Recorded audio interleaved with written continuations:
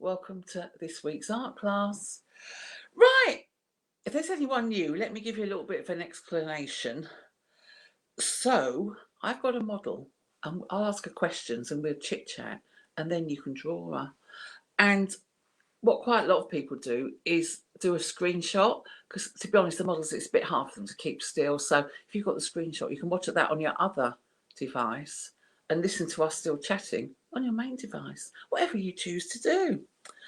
And then if you want to ask my guests some questions or me some questions, you can type them in the comments on Facebook, and then we'll put them up at the bottom and we'll try and answer all your questions. And then when you finish your, hi Tara, I'm looking forward to your picture. Hi Despo. And then at the end, you can send your pictures in on Facebook Messenger to Isolation Station Hastings. And then we have a little gallery and we look at them all. And to be honest, my model today, Corrinne, she looks really lovely and she's got really good background. So it's going to make a really lovely picture. But please don't be intimidated and think you're no good at art, because everyone is, and everyone can do a drawing. And the more you draw, the better you'll get. Because we've noticed that throughout the classes, how the letters have improved. So, but this week I've got a little something different. I wondered if anyone will make any donations. You don't have to if you don't want to, but the link's in for the event. But a friend of mine, poor love, she had cancer in her eye 4 years ago, and now she's got cancer in her liver, and the NHS can't afford the treatment. I think it's £140,000. So it's the crowdfunder. So we put the link up. So if you've got like £1 or anything, any little bit will help. So if you could do that, that would be really lovely. And she's an artist as well, so you're supporting the arts. So now I would like to introduce, I'll just remind you, see, I've known Corrinne for a long time, but I don't know her very well, really. So I'm keen to find out information about her as well. So here, from Swing Out Sister, it's the lovely Corrinne Drewery. Hello. There you go. It's a marvellous thing for you to draw with all these zigzags. I think it's fabulous. So how are you, Corrinne? I'm fine. And I'm keen to find out more about you. I think we need to interview you one of these days as well. And you have somebody come and interview you for the arts class, because it is funny, isn't it, that we all used to hang out together, go to the same clubs, knew a lot of the same people. But I think there's too much noise going on for us to really get chatting. We just used to see each other and I go, hi. Lots of friends in common. But yeah, so like me, Corrinne's a girl of the 80s. But she has a multiple career. You might just think, you see, that she's the singer of Swing Out Sister. But you started off in fashion, didn't you? So perhaps you'd like to tell us a bit about that. Yeah, I did. I think it's because I couldn't really decide what else to do. Since I was a kid, I always wanted to be a singer or a fashion designer. So I'm quite lucky I've been able to do both. But yeah, I did end up doing more textiles than fashion when I started at St. Martin's. But I think I wanted to be like Diana Ross, because she could sing the songs and design her own clothes. I have to sing that film Mahogany. Oh, yeah. And, you know, you just think, oh, wouldn't it be great to just design all your gowns and then toodle off on tour? Actually, it was probably more. Yeah, I did a few. But I prefer to leave it to the people who kind of spend all their time doing it. I think it's quite difficult to divide it between the two. But, you know, sometimes it's good to know what you want to look like, to sound that creates the look and the look that creates the sound. You've got to feel comfortable, but I am quite a visual person. But can I just tell everyone that on that little tree thing, I don't know why I'm pointing, you can't see my finger pointing on it. So maybe they might pop along in a minute, because I know you like looking at cats and things like that. And dogs. There's one sitting in the chair. She's just out of shot, but I'll have to move she'll probably come and sit on my knee. But I did get them all seated perfectly, and I think they're going to run off by the time we start. But they might come out and say hello. They're a bit small. If we want them in shot, I'll have to move the camera. Right. So where were we? Yes, you're designing your clothes, because you've got a very distinctive look, haven't you? Well, I think it's probably all come out of where we all were, the same style pool, when we were all hanging about in the 80s clubbing and a few of us were at St Martin's. I think we all influenced each other. It was all the time. We were just coming out of punk and just going into the new romantics or whatever it was called. And I do think that time really came from the Charles Fox warehouse closing down in Covent Garden. Can you remember that? No, because I don't think I came to London for about a year after the main Blitz. I went there a couple of times, but I wasn't really in the Blitz kit crowd, if you know what I mean. Yeah, I've heard all about it. It was more when it became Hell, or there was the Beetroot and the Wag Club and Taboo. But I think it must have been in about 1979, the Charles Fox costumier's warehouse in Covent Garden in Earlham Street closed down, and word went around that you could take a bin liner bag and fill it up for £5. So, of course, we used to get down there, shove as many things in as you could. And a lot of them were extras clothes. I think they took all the lead costumes to Berman Nathan's, and I think they'd moved out somewhere in North London. But all the kind of extras outfits and the ones that are a bit raggedy or that maybe only had a tail in front, they were all left here on shelves, and we just came out with bin liner bags full. And I can remember feeling like I was Audrey Hepburn in My Fair Lady for about, I don't know, 2 weeks, 2 months, as long as the outfit lasted. It was made of felt, so you couldn't really even have it cleaned. It fell apart eventually, waltzing around St Martin's and going out at night in the same outfit, hanging around in Covent Garden thinking, yeah, this is where My Fair Lady and Oliver was filmed. I'm wearing the outfit. It was probably in that film. Oh, amazing. I love that. People here are always dressing up for any opportunity. And last year there was Pirate Day, and there's a shop called Teddy Tinker's. I thought, I need a waistcoat. I had a dress, old dress Leah made me. I thought, I need a waistcoat. You know that laces up the front? Yeah. I went and there it was, just waiting for me. And that was from, what's that opera near here? That big posh opera place. Every year, that Glyndebourne. Oh. Yeah. Are you near Glyndebourne? I didn't know you were near there. Yeah, apparently. I haven't been there myself, but it's not. You're Glyndebourne. I don't even know how you say it. No, not do I. But it must say very good here for fancy dress. So you were at St Martin's with various of the new romantics, such as Stephen Linnard, were you? Oh yes, Mr. Linnard. Now. Yeah. I mean, I think it's Wag Club on Sea now, isn't it? Hastings and St Leonard's and Bexhill. I've been learning about the differences from you, because I wasn't sure they were so close together, but you're kind of rolled into one, really. Yeah. It's the groovy place to be. You know Jennifer Binney, don't you? Yeah. Yeah, she's moving here now. Oh, so is Wilma moving with her? I don't know, I'm not sure, but I know Jennifer, she's opening a shop or something. Oh, wow. Fantastic. Well, I'm obviously missing out. I mean, I think throughout this long, hot summer of lockdown, I was so desperate to move to the sea because I like swimming and all the pools were closed. I mean, Lido's, you wouldn't think there would be that tricky, but I suppose at the time they didn't know. They're trying to campaign to keep Lido's open because apparently the virus isn't...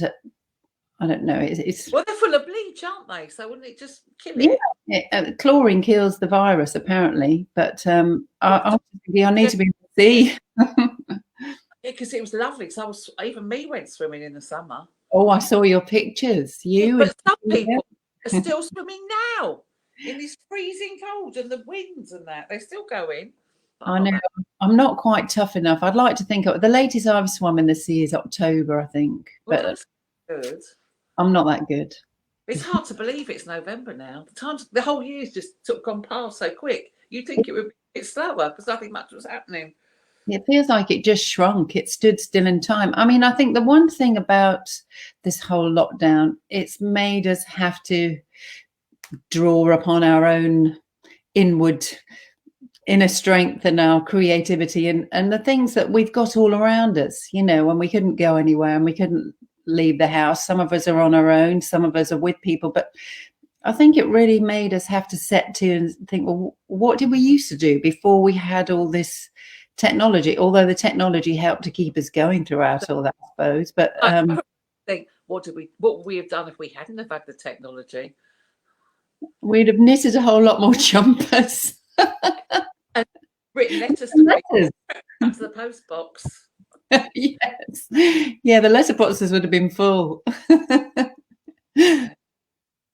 So we've got another week, another month of it coming up. But I know it's a sick in the head, but I'm quite looking forward to it. I've got all my telly programs planned.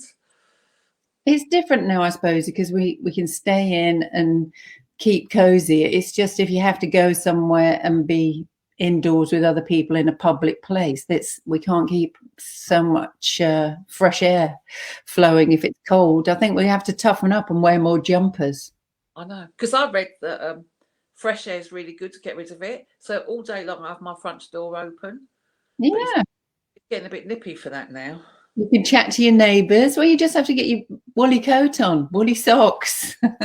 My garden's on a corner, so it was good in the summer. You know, when the previous lockdown. So I sit in the garden, and people would walk past and have a little chat.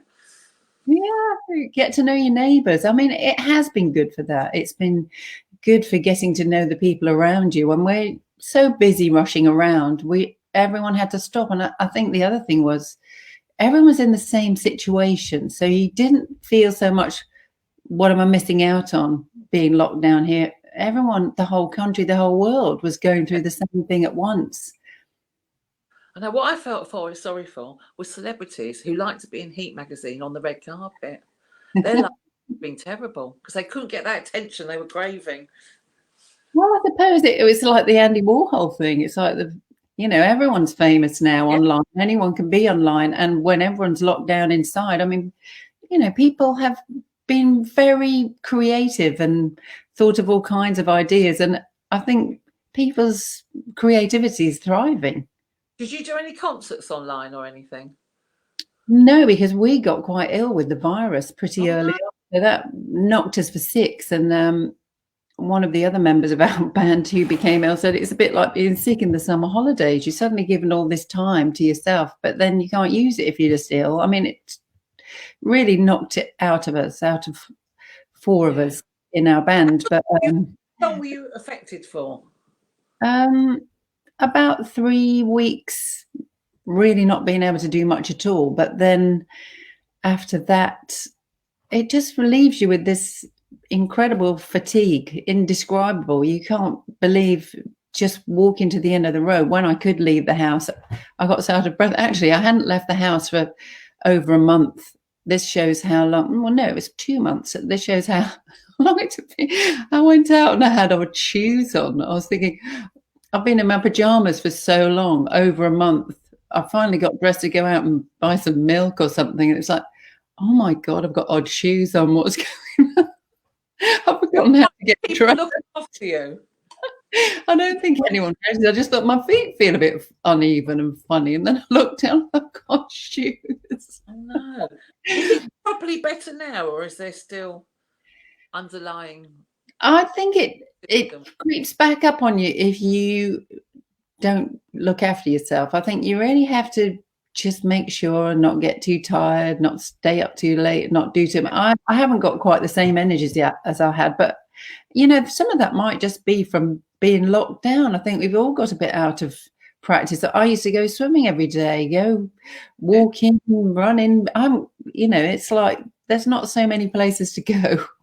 And also you kind of feel, oh, I'll give it a miss today. I've always got tomorrow. Whereas when you've got a routine, I think you kind of stick at these things. I know, you can't. You're going to go back to the gym. Yeah. No, I don't really go to the gym, but I go swimming in the winter in the heated pool there. But we've got, that's when I'm up in Manchester. There's perfectly good Lidos here in London when they're open. They're fantastic. And that you get changed outside, you swim outside. It doesn't matter if it's raining, you're going to get wet anyway. That's a really good way to toughen you up. But if this keeps happening, then maybe I'll have to move to the seaside. But what you're saying about performances, we were rehearsing for a tour just before lockdown happened, a week and a half before lockdown. And it was the week before, and they were just announcing there was going to be a lockdown, and it was all a bit sudden. So we actually aired our performances online. I think some people had already locked down, and we just said, hey, this might be the last performance we're doing for some time. I hope it's not forever.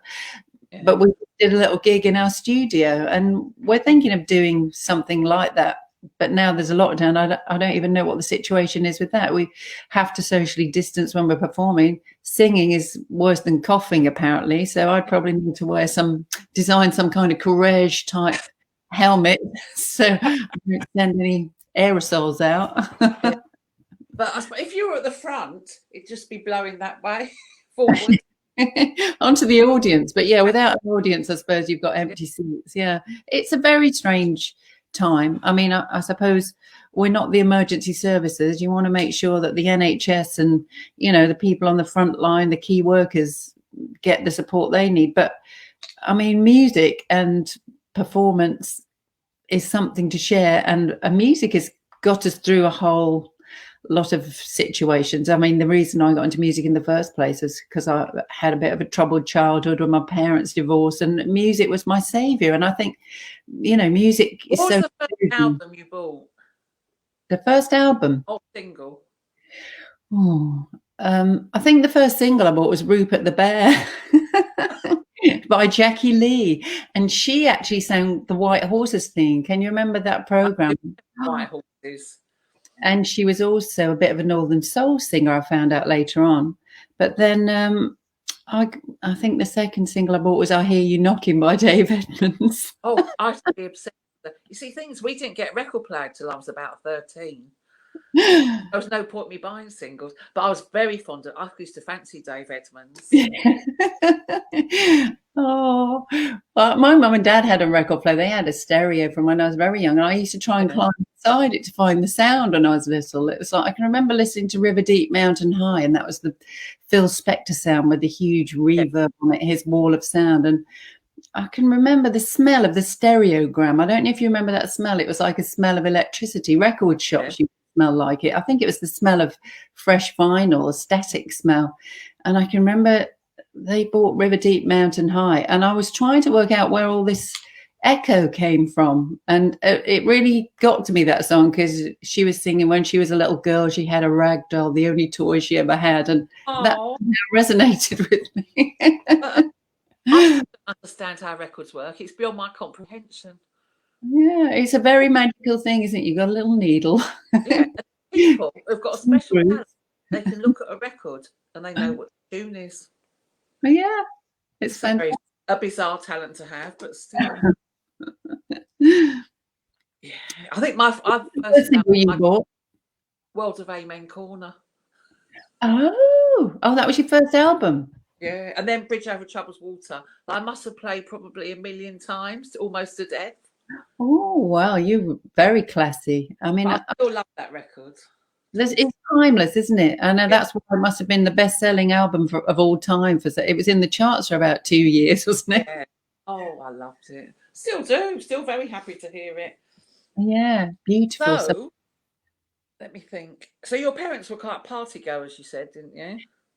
Oh, they like to throw a party. I think they really loved music and having all their friends around. And we used to live in this flat in Nottingham, and they used to I can just remember waking up in the morning with all bodies strewn around and ashtrays overflowing and bottles a bit. They had a little bar up in the attic. You had to go up the attic stairs, and there was a little bar. It was the top 2 floors of the shop. It had all like those lights you see in pub gardens. They kind of made their own bar. But they had all kinds of friends. They had some friends who were in a band, and one day they turned up in a tour bus, and it had their name on the side. They were called the Beat Men, and I think I was convinced they were the Beatles. And I wanted to go with them on this tour bus, and I went running along the bus, and they had these green baize tables with cards, for card playing, and little lamps on the top, and I could see all their instruments at the back, like guitar cases and drum cases, and I was like, can I come with you? They're like 4 skinny boys. And they go, it's not a place for kiddies, you know. So I think it's a tour bus. Pardon? Did you have a proper tour bus when you were on tour? We didn't do it till quite late on in life. I mean, when we started out, I joined up with Andy and Martin, and they'd already paid their dues driving around in the back of vans doing many gigs, and I think they'd had enough of doing gigs. They didn't really want to do live stuff anymore, and I'd already bought my tour pajamas. Oh bless! What were they like? They had my name embroidered on the top, and when I'd only done a few demos with them, and I said, "Look, I bought my tour pajamas," and they're going, "What are you on about?" I'm going, "Well, we're going to be on a tour bus, aren't we? All together on bunk beds. It'll be just like summer holiday." I was very excited, and then they go, and I think, I was really expecting us to be going around in a bus just like summer holiday for quite a few months, years, and then it dawned on me. There had suddenly been a music revolution. There was MTV, there was VH1. You could make a video, and that would suddenly sprung out to the world, and you didn't really need to do all that schlepping around in a tour bus. I was quite sad, but I did manage to do it when I got to the tender age of 45 or something. We toured around the country or around the world, or it was America, and we were in a hotel, and the bus was going to come and pick us up, and I'd said to Dee, one of our backing vocalists, "Dee, can you put my bag on one of the top bunks? I'd like to baggy a top bunk," thinking everyone's going to want the top bunk. And then when I got there, all the top bunks were empty. I think it was a 12-berth bus. Yeah. And everyone had found their little places. And you have a bar on the bus, and you drive into the night, and you turn up at the gig the next day, and you don't have to get up till you do the sound check. It's all very civilized, as long as you all get on together. But I just thought, well, we'll have a nice little drink, have a little sing-song. Everyone had gone to bed. I was one of the last up. Oh, no. You have a little curtain shut like Some Like It Hot. I thought, hey, it's just like Some Like It Hot. But I realised that's why nobody wants the top bunk, because if you've had a few drinks and you're trying to get on the top, it's not like those bunk beds when you listle with a little ladder up the side. You have to climb on one bunk, two bunk, and then hoist yourself up to the top. And the bus is rickety along down the freeway, and it was quite a tricky one. But I thought it was so funny. People were looking behind the little curtains, grabbing my ankle and grabbing my leg. Will you shut up? And when I got to bed, I laughed all night. I was so excited, and it was when mobile phones had just come out, or I'd got my first mobile phone, and Mo phoned me up, and it was about 4 o'clock in the morning, and we were going down the freeway. So Mo Tomini, if you listen, I was going, I can't really talk now. I'm in bed. I'm meant to be quiet. It was very funny. Oh, bless. And what I was going to say, but before that, you got designing, didn't you? Yeah, I did. I went to St. Martin's, learned how to design clothes, sort of. I did textile design, or it was a combination of the two. And with a couple of friends, we set up a company called La Palette, and that was the same time as Body Map and Vivienne Westwood, Buffalo Boys and Girls. Stephen Leonard graduated at the same time. Sade, I think, as well. We all sort of set off in the world trying to do our own thing. It was a good time, and there was a bit of a London revolution. It was almost like a resurgence of the swinging 60s or something. All eyes seemed to be on London at the time, and I think it was a lot to do with Vivienne Westwood and the whole her and Malcolm McLaren and the Buffalo Boys and the Buffalo Girls, and Women's Wear Daily had a field day, and people were buying our stuff in New York and Tokyo, and we had stuff on sale in Bloomingdale's and Macy's and Isetan in Japan, and lots of little shops all around England as well. I mean, we did all right, but we didn't make much money. Our studio is in the same building as Steve and Mr. Linard, actually. There are quite a few of us had studios in there. So whereabouts was it?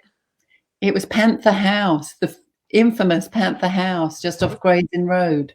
Yeah. Oh, everyone. Cross, or Holborn, I suppose it was, really. Yeah. But you could get a studio there, and it wasn't too much money. There were recording studios in there. Hazy Fantasy had a studio, or they did some recording down there. I think it was their studio. Yeah. So, Stephen was there. I can't remember who else, but people came and went all the time. But it was a hub of creativity. Oh, Yeah, because I remember going to New York with Lee for the Britain's invasion or something. You Yeah. know, Auburn. Michael Kosif organised it. Annie LaPaz, Judy Blame, we were all there. It was amazing. I was so excited. But added to the treat, I was on Nationwide. Woo! they filmed, English invasion of New York.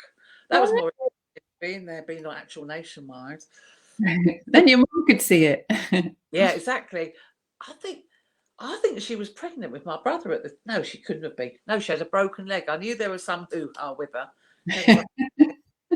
So she was extra excited. So I've always known Corrinne Drewery. She's a pop singer, but she also designed a best-selling dress for Laura Ashley. Now, how did that come about?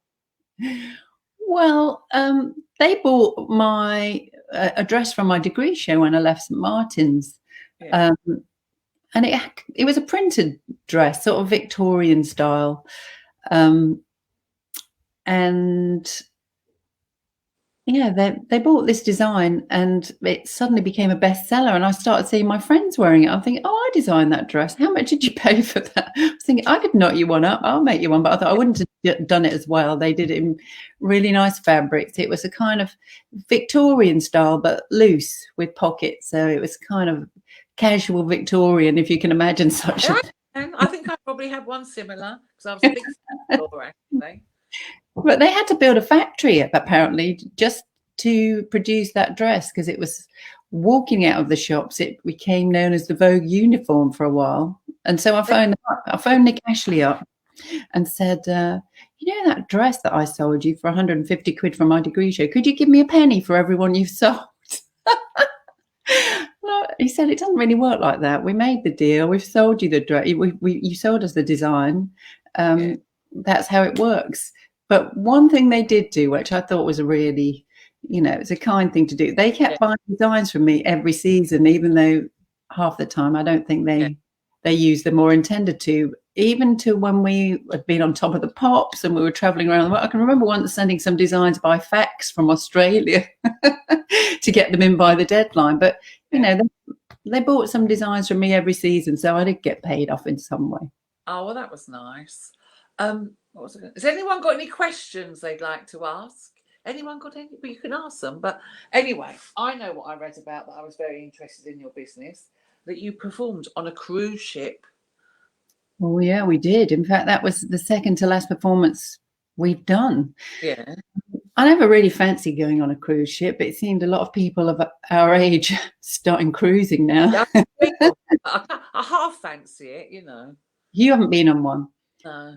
It's a kind of strange experience. I mean, I did think they were for much more mature people than us, but I suppose we are quite mature. But it was quite an eye-opener. It was organised by some people who organise a festival in America called Capital Jazz.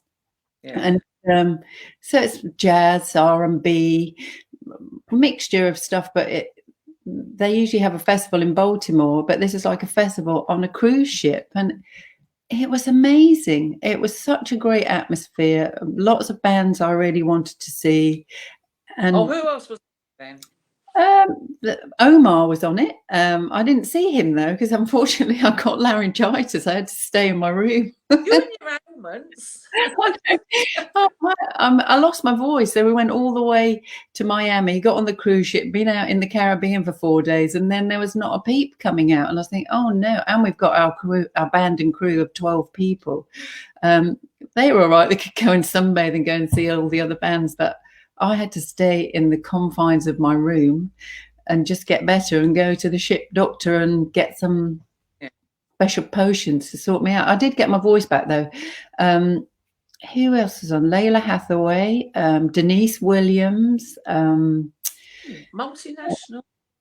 There were loads of great people there. I can't actually remember because I couldn't go and see them. Yeah. But there were also these fantastic things going on in all the bars on the boat. Like there'll be dance classes and different clubs and things going on. There are these people called the Chicago Steppers who all get dressed up in sort of Al Capone style outfits and do stepping, which is a sort of slow Well, I don't know how you would describe it really. It's not quite a waltz. It's it's very strictly, but they all dressed up to the nines. Everyone on the boat was dressed up to the nines.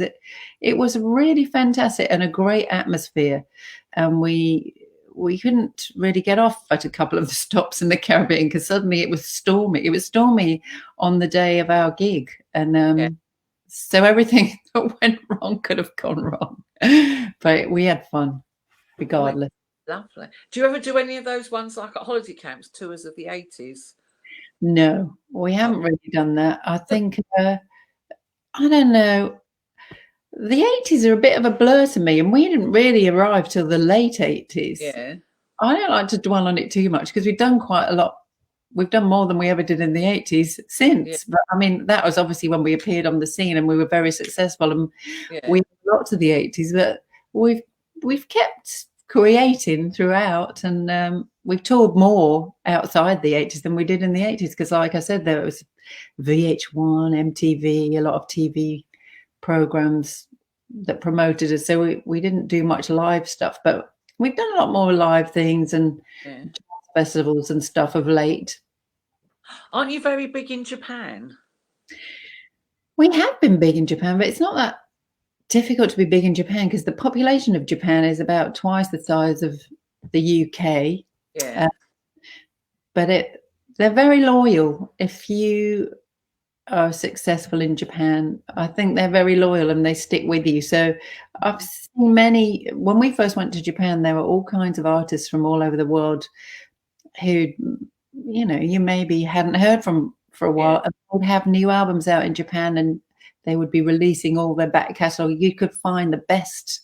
I bought 3 suitcases once to bring CDs back from Japan, from bands, stuff that I hadn't heard anywhere else in the world, but American and English artists. You know, they're very loyal listeners, and I know everybody thinks of J-pop and that kind of thing, but they're jazz lovers and very, very knowledgeable. And going to a Japanese record shop is an experience in itself. Well, I don't know if there's record shops anymore. They had CDs before they seem to appear on the scene here, when it was still all vinyl here, but they'll do like a family tree of who was in this band, where's the next band they went to, who wrote this song and what band they were in, and all informative notes on the display. And they're dedicated about, that's just the way Japanese people are. I think they're very they're organized and knowledgeable and like to share their knowledge.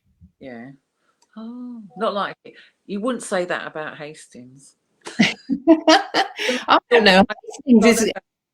The Hastings effect, we're feeling it everywhere. There's a whole lot of stuff going on, and I'm sure with what you're doing and with the lockdown and more people wanting to move to the sea, you know, there's quite a scene going on in Hastings now. All the shakers have moved there. It's all go. Well, I just thought something. What was I going to say to you? I thought of something. But most interest I was going to say, and now it's gone right out of my mind. It happens all the time. What would the old age creeping up, isn't it? Well, you're really tall in Japan. Do they stare at you because you're too tall? Well, people are getting taller now. Apparently, since more Western food is introduced to Japan, that's kind of more. I don't know. Probably more rubbish, but I think people their food to be more healthy. But since the Western diet was introduced to Japan, I think people are a lot taller. So I'm not that tall now. Although I remember when Andy and I went there, a friend of ours, she was a translator but became a good friend of ours, and she was quite intrigued that I'm about 1.5 inches taller than Andy, and because I think in Japan they have a very traditional, I don't know if it's still quite so much that way, but it was then, it was traditional. The man had to be taller than the woman. And she said, Corrinne, is Andy slightly taller than you? Is Andy slightly smaller than you? And she thought it was very strange that I was a bit taller than, you know, my partner. And it really didn't, it wasn't the done thing then in Japan. Well, I just watched you know, when I was really bored in lockdown, I watched this program about an Indian matchmaker on Netflix. They were obsessed with the height of their brides. It was most peculiar. I don't know if they wanted tall children, but they all demanded a bride over 5'4". Oh. I think they were hoping, you know, to build up the height of the population or something. It was very peculiar. I know they always go on about they want pale skin, don't they, in India? It's complicated, and I suppose these days people don't quite know what they're getting because all this online dating and stuff. Some people are a bit dishonest, aren't they? Yeah, very. Yeah, none of these matchmaking, none of her matches worked. Don't think it's a bother. Anyone got any questions to come up? They're very quiet today. We haven't got. I don't know what. Maybe no one's watching. Is anyone else? We're sitting here on our own. There's a couple of people, surely. Oh, there we go. Becky, she could listen to you talking all day long. Your voice is so wonderful, so musical, and she's so cool. I love her stories. Let me have a look. Becky Marquez. I have to put my glasses on to read this because it's too small. You're very big in the Philippines. Yeah, well, this is Becky's from Brazil and Mitch is from the Philippines, and they're two places that we've been really well received, and we've had a great welcome. And you know, it's fabulous that music can take you all around the world. Let me have a look. Becky, is there a country we haven't visited yet? I haven't ever been to India or Africa, actually, the continents, but I don't know. I loved it in Brazil. I'd like to explore more of Brazil. Becky was kind of she loved our music. And so we said, do you want to help us out and teach us a little bit of Portuguese or at least be our interpreter? Yeah. She really helped us, and she showed us some fantastic places in Sao Paulo. Oh, I love it when I like going abroad. I don't really like going abroad for holiday. I like going abroad for a reason. Yeah. And someone there who lives there shows you around, and so you live the proper life. You know, not the proper life, but you know, you get to see the real place. Yeah, no, Andy says you're obsessed with finding the real Tokyo or the real Mexico City, but I like to just do things that everyone does there. You know, go to a shop and see what people buy in their local shop. I'd rather go to a supermarket than a museum. Yeah, and look in people's houses. Yeah, it's fascinating. And estate agents. Yes. Yeah, that's my love of going around. And Becky asked as well, do you carry a notebook round for your lyrics? I do. I try to, but then I usually lose it, so they end up being written on a bit of paper somewhere, or I'll try and memorize it, or I'll send myself a message in my phone. But I probably carry a sketchbook round more. And a sketchbook really helps me photograph that memory. It's a lasting memory if you sit and draw something, and you know, it takes a bit of that place away with you. Sometimes doing a sketch is much better, isn't it, than doing a photograph like that. But when you're drawing, you're really looking at it and seeing everything. Yeah, you're absorbing it. Yeah. What's your favorite music? Oh, that's a difficult one. It depends on your mood, doesn't it? I love all kinds of music. I suppose it's if I just had to make a quick decision, I'd probably listen to Motown or Northern Soul. You know, or I'd find a favorite album. I mean, it really depends on your mood. If you want to be up, or you know, I suppose with all the go wrong, really, can you? With Motown songs, yeah, it's a fantastic time, and those songs are so uplifting and beautifully crafted. They've been a big inspiration to us.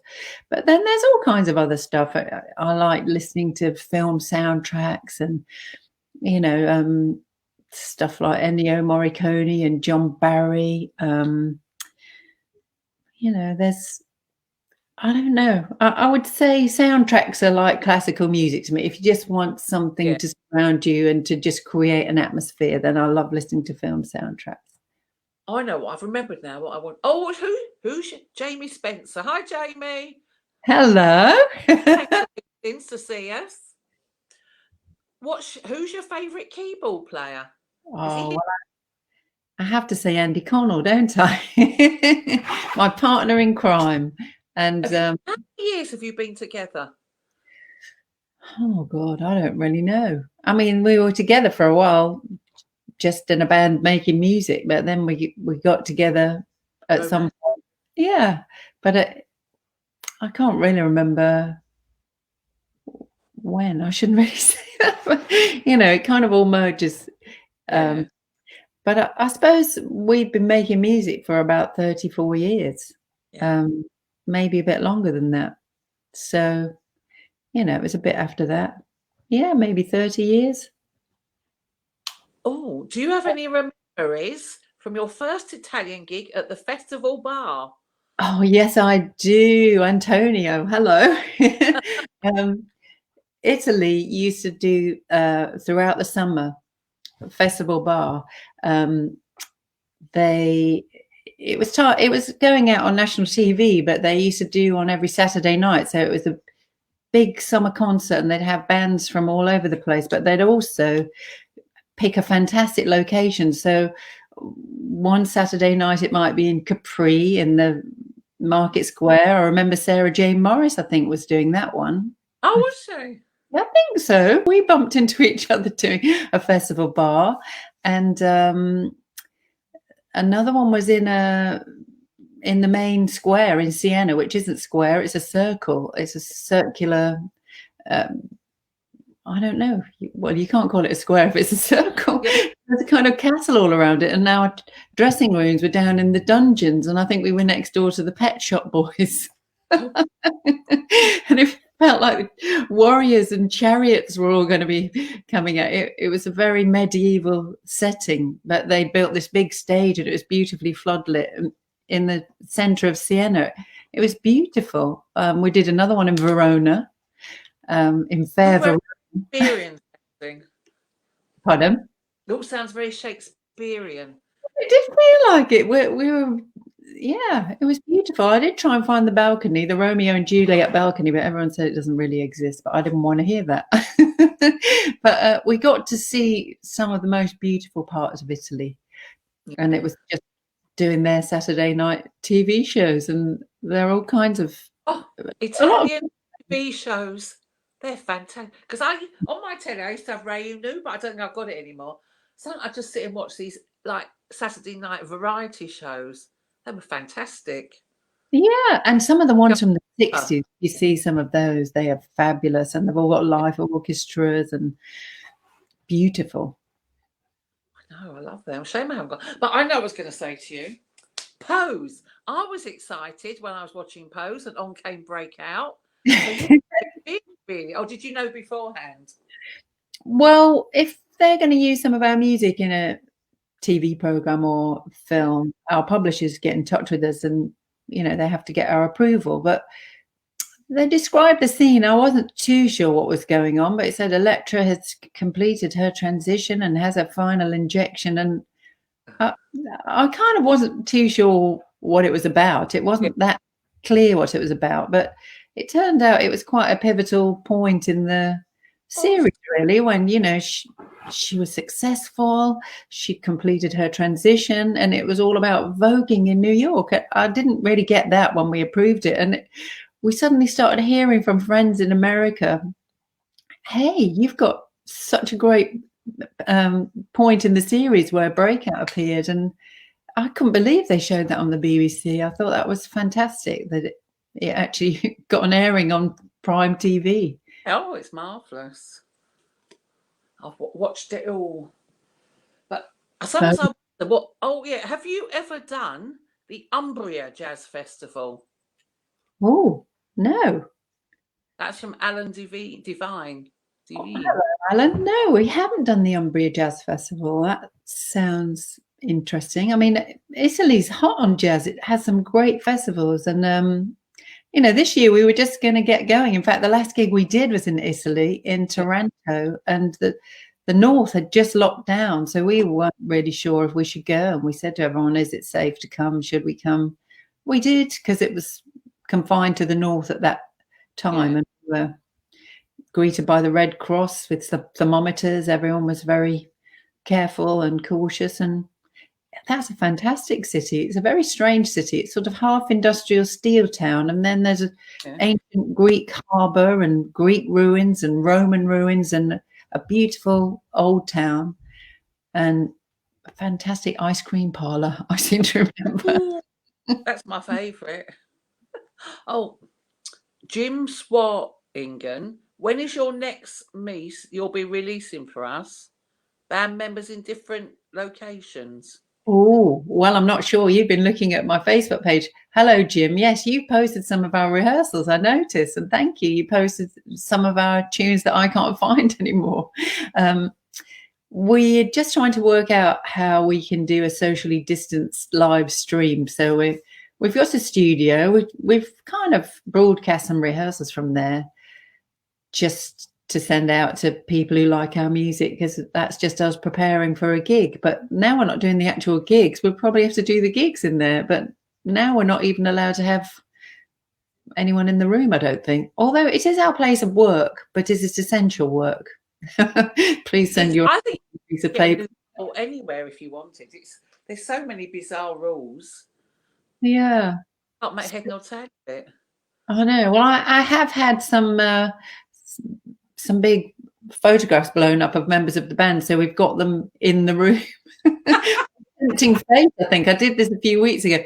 If any chance we should not be able to have the band in the room, how could we represent them? Because you can do Zoom performances and everyone's in little boxes, but after a while they tend to look the same. So I was sort of thinking ahead, thinking how could we do a few songs, get the band to perform elsewhere or send in their recordings and we'll perform along with them, and then we can broadcast them. But we're still trying to work out how to do that, really. I mean, it's much more fun to be together on the stage because you feed off each other, and to be performing to a real audience because we feed off the audience. And it's great to actually, if you've written a song, recorded it, to go and release it out into the world and, you know, and share it with people.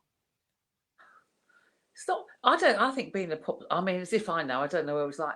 But now sometimes, you know, in the old days, a record go in the charts and it'd creep up. In a few weeks and it'd be number one.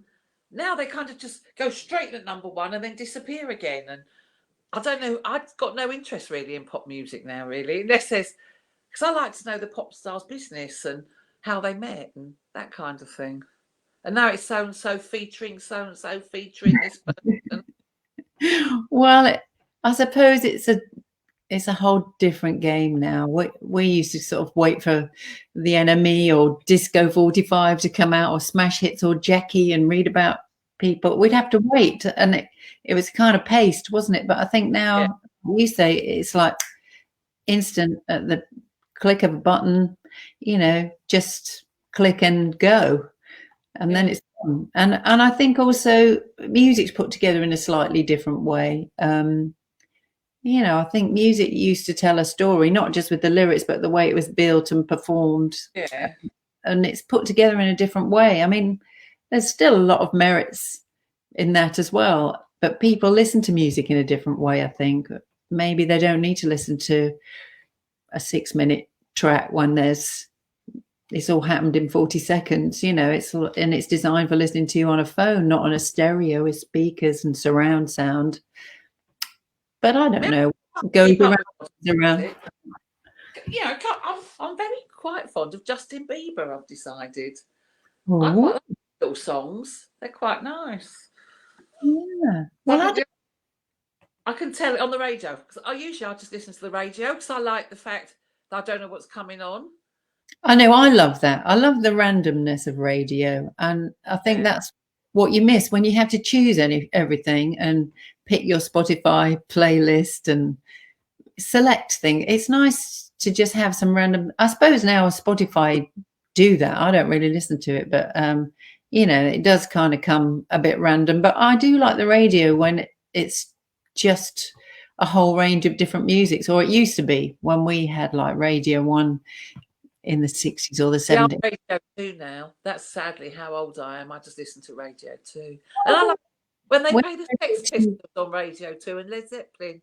I go, Yeah, you'd never do this, would you? New Order. I know. Well, I think it's kind of moved. All the stuff we used to listen to has moved. Yeah, Radio 2. Yeah. What else? So, what's your favourite place when you're in the States and why? Oh, I love questions like this. Oh.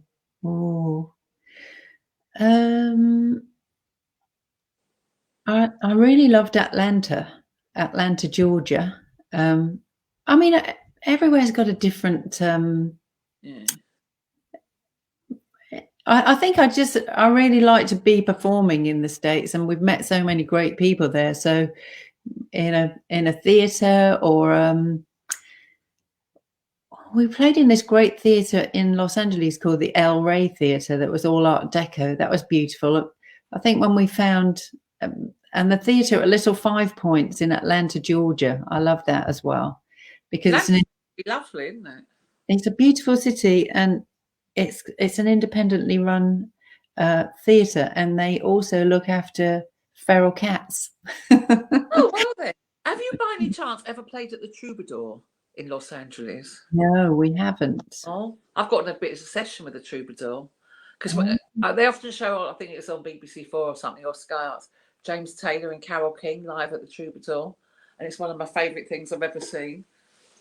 Oh wow, I'll have to check that out. No, I know it's a famous venue. Where Tom performed, didn't it, in the film Rocket Man? Oh yeah. We played at this great place in New York called Webster Hall, and that was like an old theatre. Oh, I saw a picture of you pop up. Very nice. Wow, that's great. Who's done that? I'm trying to recognise who they're by. I'm not quite sure. That's a lovely one. Oh, wow. Nice. Oh, Vanessa. I thought it might be Vanessa. Thanks, Vanessa. Oh, looks like oil pastels. That's lovely. Oh, I love an oil pastel. Yeah. Love them. Oh, wow.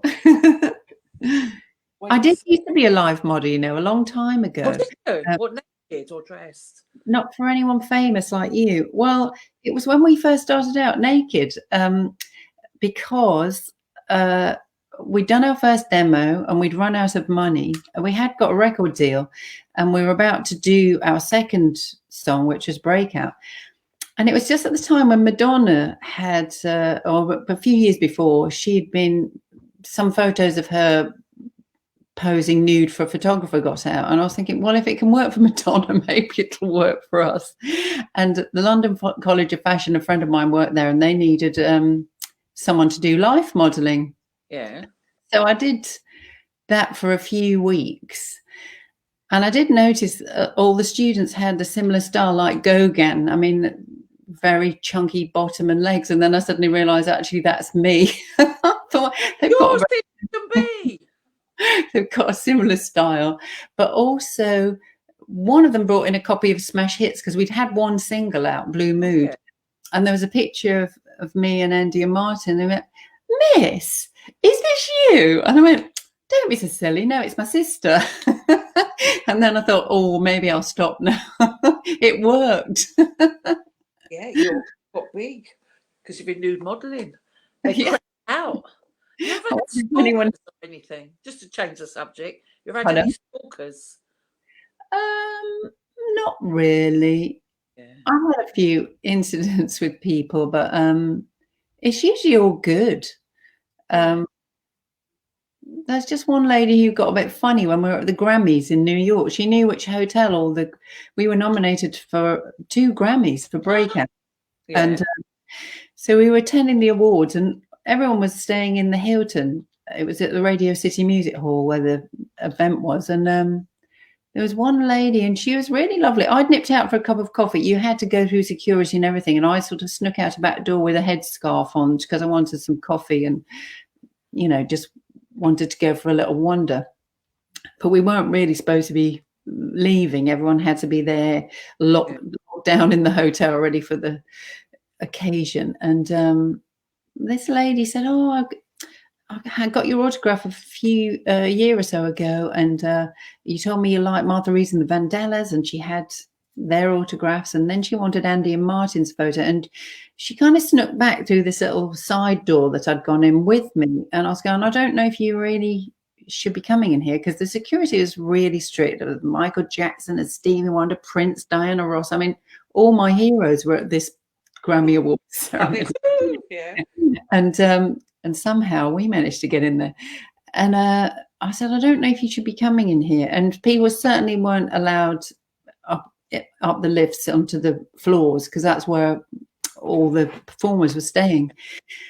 And she followed me and she said, oh, I think you have to get me Andy and Martin's autographs. And I'm going, well, no, they're not here. You can't come with me. She said, no, I want to come to your room. And so the doors opened and I went in, and the bell captain said, excuse me, Matt. And this lady said, I'm with her. And I'm going, no, you're not. And they went, and she started calling me, I won't really say what she said on here, but there was a big scene, and she started calling me all the names under the sun, telling him I was lying, and I was her friend. I'm going, well, I told you couldn't come in here. But I don't think that's particularly bad compared to some people have. I think it's been all love for us, really. Oh, you see, you're not the kind of woman who dances in your knickers like they do now. Well, I might have done that when we were going out, when we were at St. Martin's. In fact, I did do that at Denzel's club once. Oh, white trash.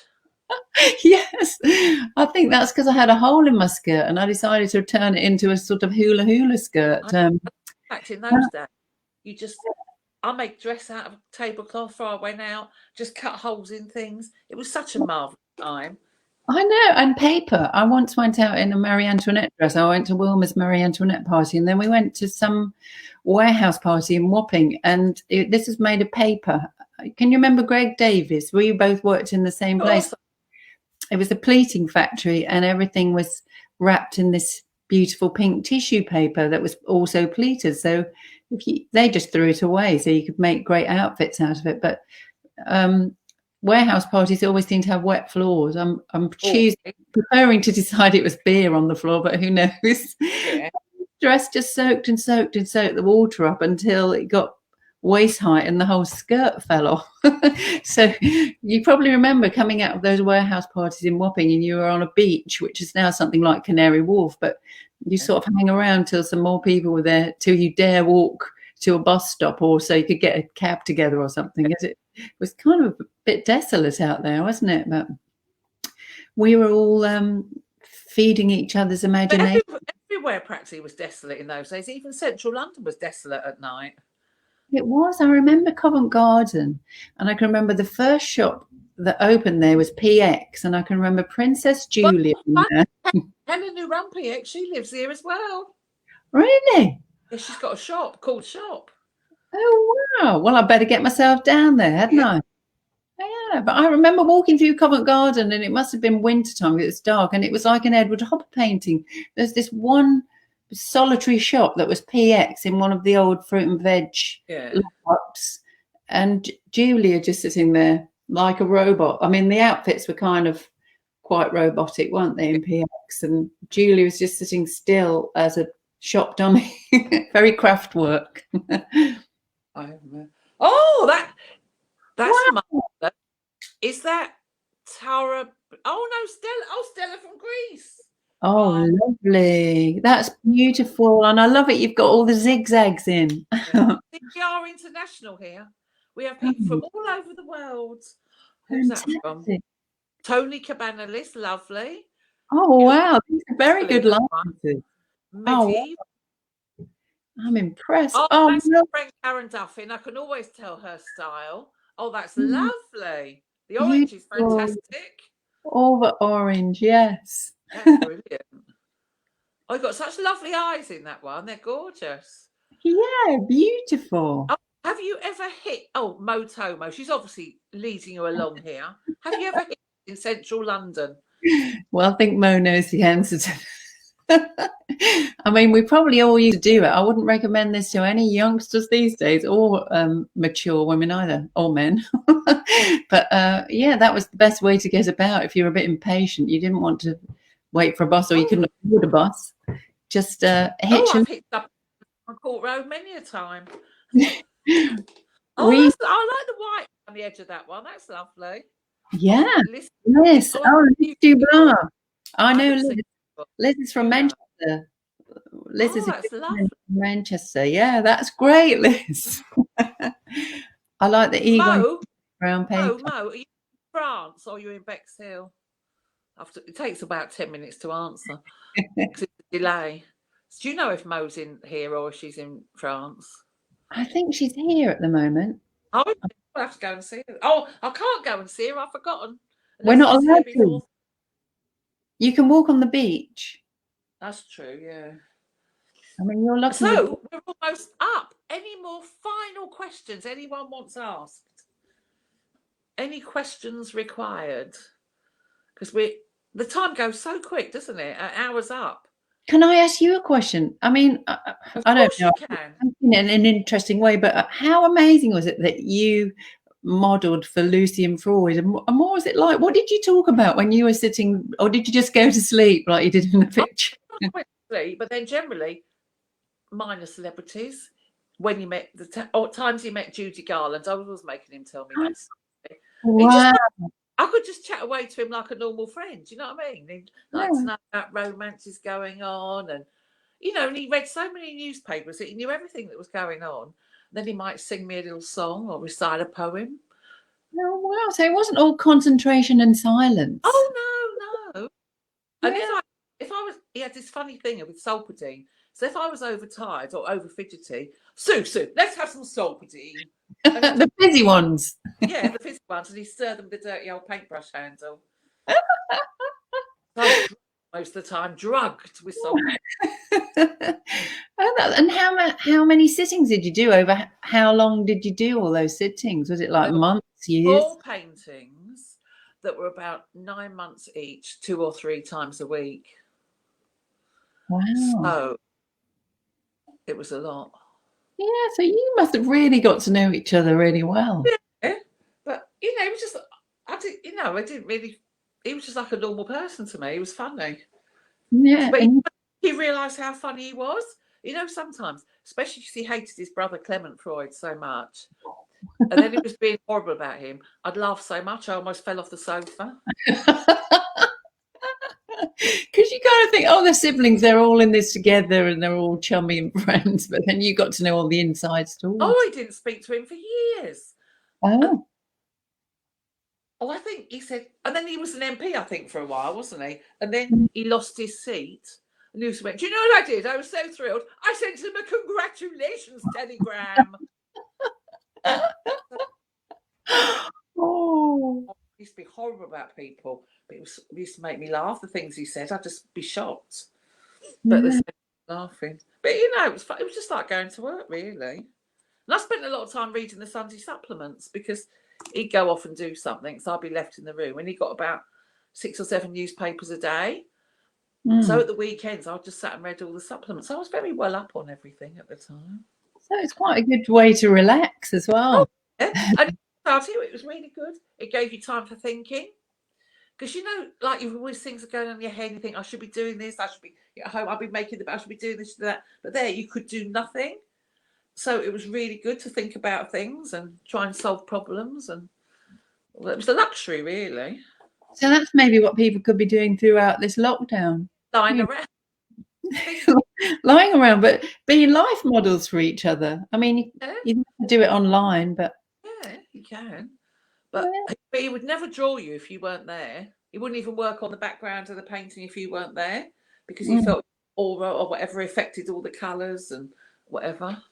Yeah, I mean, all of his flesh tones and skin tone, the lighting and everything's fantastic in his paintings, and the brush strokes. I just love. You can feel the energy in those pictures, but I think that comes. He loved a spot or a scar or a scab. He painted it in, but then they go away. Then another one might appear somewhere else. He paint that in as well. So in the end, I looked really spotty, but I wasn't really. I only had one of them at a time. Warts and all. Is that the Queen behind you? Is that the Queen behind you? It says "God Save the Queens," so it's like a pun. By a man called, what's his name? Jean Bible did it for me. Oh, But we're going to have to go soon. But because it's almost time. It's 5 past. We've had an hour and 5 minutes. But I want to thank you so much. It's been so enjoyable. I've learned so much. I'm sure everyone else as well. And can I just remind everyone as well, if you're feeling generous, I know it's hard up, but you've got £1 or so if you give it to Kerry's fundraiser. That would be lovely. yeah. Sorry, I don't know who's modelling next week yet because I'm not sure, but I'll find someone good. Don't you worry. But also, I think it's great that you do this for free. So if there is something that I get a little bit of pay, something we can donate to, you know, like Kerry's. I get a bit of pay from the lottery. Yeah. From Isolation Station. So, you know, not tons, but, you know, a little bit. Keep me going in these hard times. And I don't think people mind chipping in because you have actually been a saviour to a lot of people throughout the lockdown. I mean, when it was so unknown as to what was happening, it was great to have you to tune into and some great models. You've said such lovely things to me. I feel thrilled. You know, because it's a pleasure to do it. It's no trouble. And people are so lovely. It's nice. Well, I better say goodbye to you. Should we wave goodbye to everyone? Then we can carry on chatting. Bye, everyone. Yeah. Enjoy your lockdown. Have a super I can't wait to see them. Bye. Bye.